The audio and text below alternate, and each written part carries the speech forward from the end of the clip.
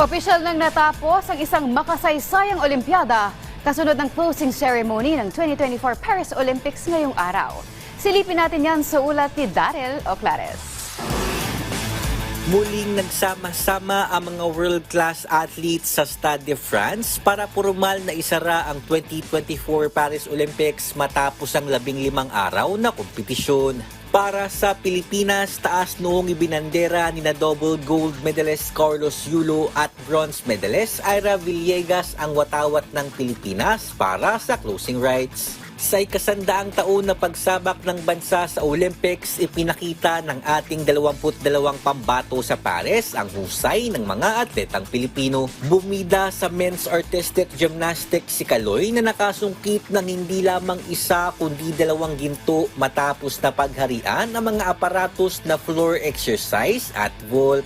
Natatangi ang nakamit ni Kaloy ngayong Paris Olympics dahil siya ang unang Filipino athlete na naging double gold medalist. Sa boxing naman, bagamat nabigo sa kanilang mga semi-final bout, mag-uuwi pa rin ng tanso sina Villegas at Nesty Petesio. Para kay Petesio, ito na ang ikalawang niyang Olympic medal kasunod ng kanyang silver finish sa 2020 Tokyo Olympics. Sa kanya namang Olympic debut ngayong taon, agad na nagpakita ng lakas si Villegas na naibulsa ang bronze medal. Hindi man nakakuha ng medalya ang iba pa nating mga atleta, pambihirang puso pa rin ang kanilang ipinakita sa Olympics. Nagtapos sa ika-4 na pwesto ang pole vaulter na si EJ Obiena, gayon din ang golfer na si Bianca Pagdanganan.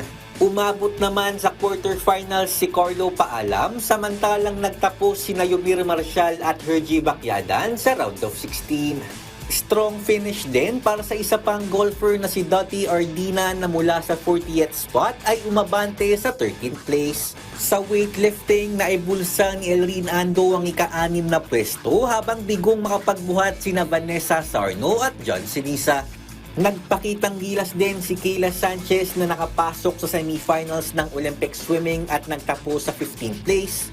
Samantalang 36th place overall naman si Jarrod Hatch. Sa women's artistic gymnastics, nagtapos sa 40th place si Levi Jong Ruivivar, 41st place si Emma Malabuyo at 47th place naman si Alea Finigan. 20th overall sa rowing si Giovanni Delgaco habang nagtapos sa round of 32 ang fencer na si Samantha Katantan at judoka na si Kiyomi Watanabe. Nakuha naman ni Lauren Hoffman ang ika-20 pwesto sa women's 400-meter hurdles. Samantalang hindi na nakatakbo si John Cabang sa men's 110-meter hurdles repechage dahil sa iniindang injury. Samantala, nagpaabot naman ng pagbati sina Philippine Olympic Committee President Abraham Bambol Tolentino at Philippine Sports Commission Chairman Richard Bachman sa ating 22 Paris Olympians. Daryl Oclares para sa Pambansang TV sa Bagong Pilipinas.